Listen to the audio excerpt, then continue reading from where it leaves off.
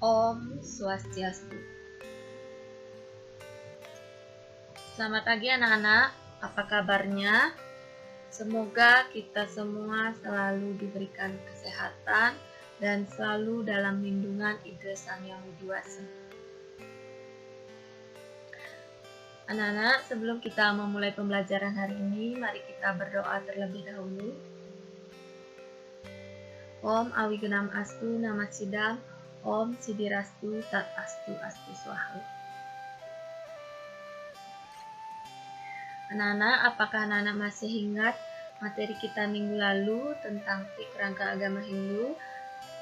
Adapun bagian-bagian dari trik rangka agama Hindu yaitu tatwa, susila, dan upacara. Nah, pada pagi hari ini kita akan belajar tentang susila atau etika agama, yaitu salah satunya ajaran Tatwamasi.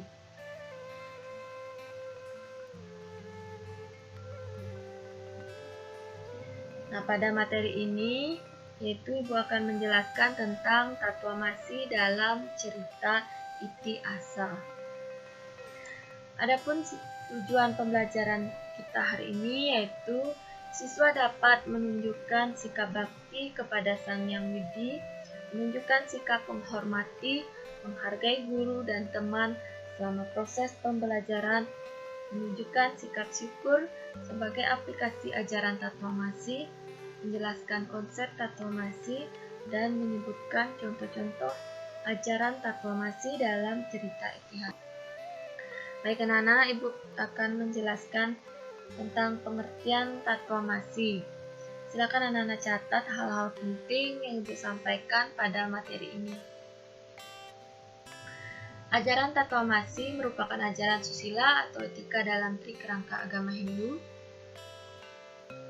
Tatwamasi adalah ajaran moral yang bernapaskan Hindu.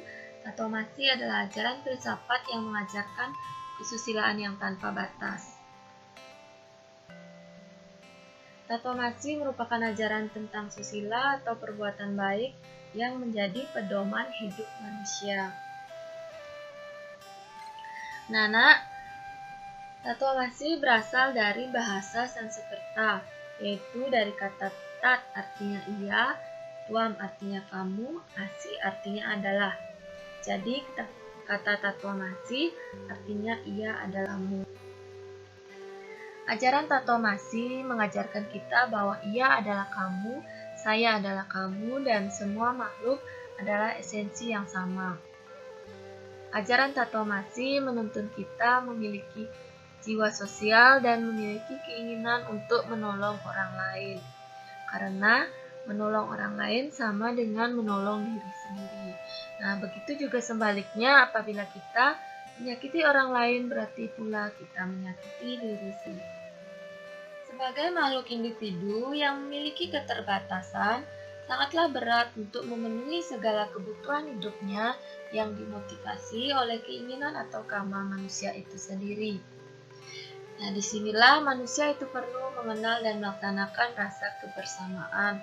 Dengan mengenal dan memahami ajaran Tatwamasi, manusia akan dapat merasakan berat dan ringan hidup dan kehidupan di dunia ini. Oleh karena itu, di dalam hidup ini, kita hendaknya selalu tolong-menolong, merasa senasib dan sekenang-kenang.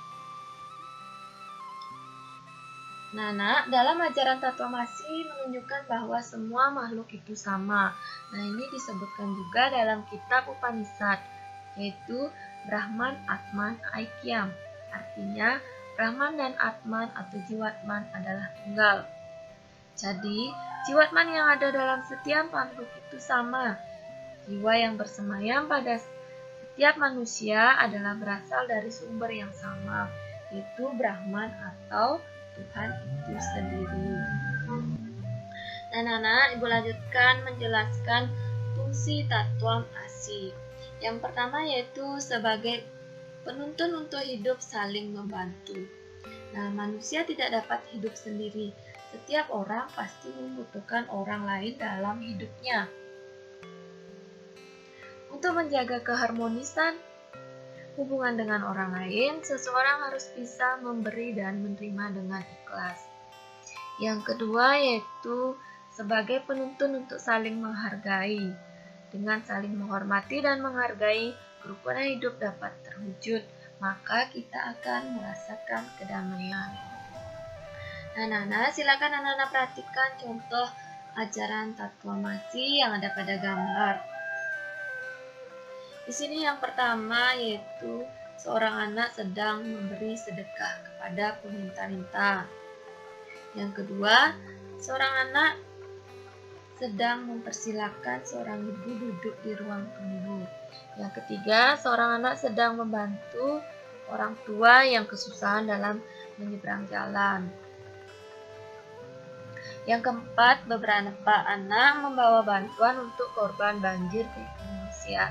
Nah, demikianlah contoh-contoh ajaran tatwamasi yang harus kita terapkan dalam kehidupan sehari-hari. Nah, Ibu lanjutkan menjelaskan konsep tatwamasi dalam cerita Itihasa. Nah, ajaran tatwamasi mengajarkan tentang jiwa kesusilaan, juga merupakan dasar susila agama Hindu. Susila ini artinya tingkah laku yang baik dan mulia selaras dengan ketentuan-ketentuan Dharma. Ajaran susila ini bertujuan untuk membina hubungan yang selaras dan rukun di antara sesama makhluk yang lainnya dan yang diciptakan oleh Sang Yang Widi. Agama Hindu mengajarkan bahwa adanya sifat tenggang rasa dan sikap kebersamaan itu disebabkan karena pada dasarnya manusia itu sama. Sifat tenggang rasa, hidup bersama, saling tolong-menolong, saling memberi dan menerima adalah pengamalan sikap toleransi dalam agama Hindu. Sifat tenggang rasa, hidup bersama, saling tolong-menolong, dan saling memberi dan menerima tidak terbatas kepada orang-orang tertentu saja. Hal ini dapat terjadi di dalam hidup bermasyarakat. Masyarakat adalah tempat tumbuh dan berkembangnya manusia menuju kedewasaan. Dalam masyarakat terjadi interaksi, di mana manusia itu memerlukan pertolongan. Masyarakat juga merupakan tempat untuk menunaikan kewajiban hidup bagi manusia dan sekaligus memberi pertolongan. Nah, Ibu lanjutkan menjelaskan tentang pengertian Itihasa. Nah, Itihasa merupakan kelompok kitab jenis epos, wiracarita atau cerita tentang kepahlawanan. Pada umumnya, pengertian Itihasa adalah nama sejenis karya sastra sejarah agama Hindu.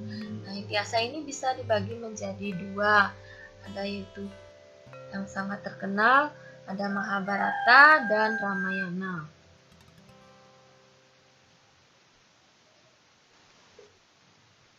Pada kali ini Ibu akan menceritakan cerita tentang Mahabharata, yaitu kisah antara Bima dan raksasa Hidimba. Silakan anak-anak simak ceritanya.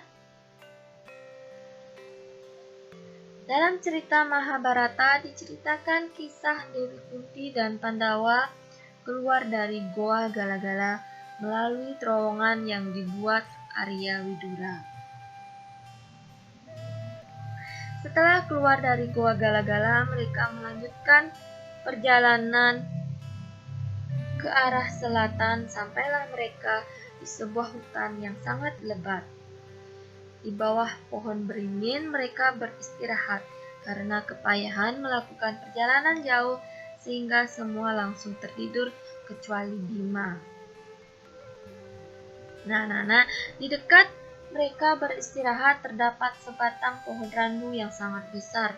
Di pohon itu tinggallah dua orang raksasa kakak beradik yang bernama Hidimba dan Hidimbi. Nah, ketika Pandawa beristirahat, baunya tercium oleh Hidimba.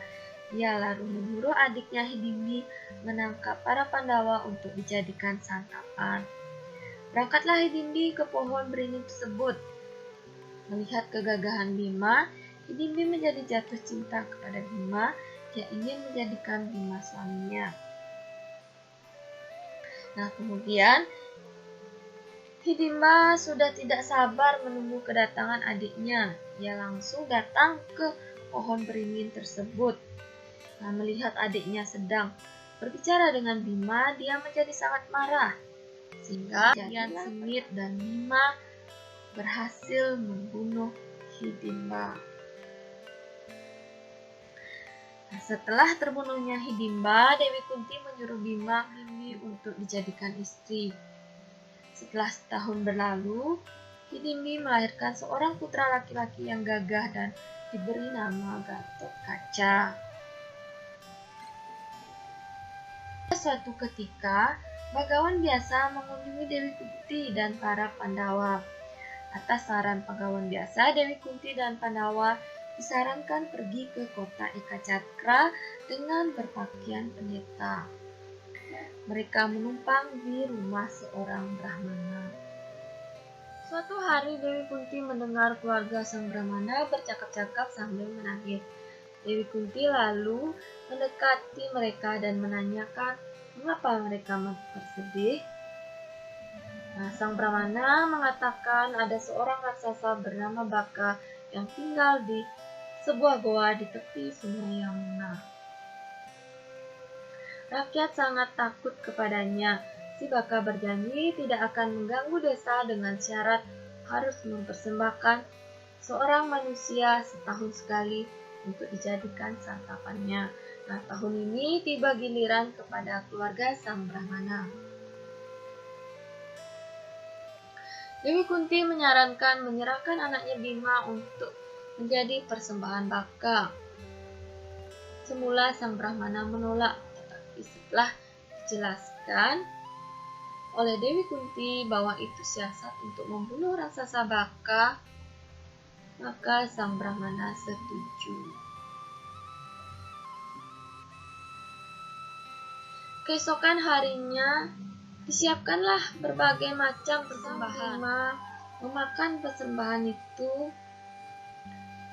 Ketika raksasa datang melihat Bima sedang menyantap makanannya, si Baka menjadi marah dan menjerit, lalu menendang sehingga terjadilah perkelahian sengit dan akhirnya raksasa Baka berhasil dibunuh. Nah, dengan terbunuhnya raksasa Baka, maka desa itu menjadi aman. Nah, berdasarkan cerita tersebut, maka perilaku yang mencerminkan sikap tatvamasi dalam cerita Mahabharata tersebut yaitu ditunjukkan oleh Dewi Kunti saat membantu keluarga Brahmana yang tertimpa penderitaan dan pada saat Arya Widura menolong Pandawa di Gua Gala-Gala. Nah, berdasarkan cerita tersebut dapat kita petik sebuah amanat di mana di dalam hidup ini sangat diperlukan sikap saling tolong-menolong untuk tercapainya hidup yang tentram dan damai. Nah, tatvamasi juga mengajarkan untuk saling menyayangi semua makhluk hidup yang ada di bumi ini yang diciptakan oleh Sang Hyang Widi. Melalui ajaran tatvamasi, manusia diajarkan memiliki rasa saling menyayangi, saling menghormati, saling menghargai terhadap semua makhluk sehingga tercipta hidup rukun berdampingan di dunia ini. Nah, anak-anak, sekian pembelajaran hari ini. Semoga apa yang Ibu sampaikan bisa anak-anak pahami, dan untuk mengakhiri pembelajaran hari ini, Ibu tutup dengan Parama Santi. Om Santi Santi Santi.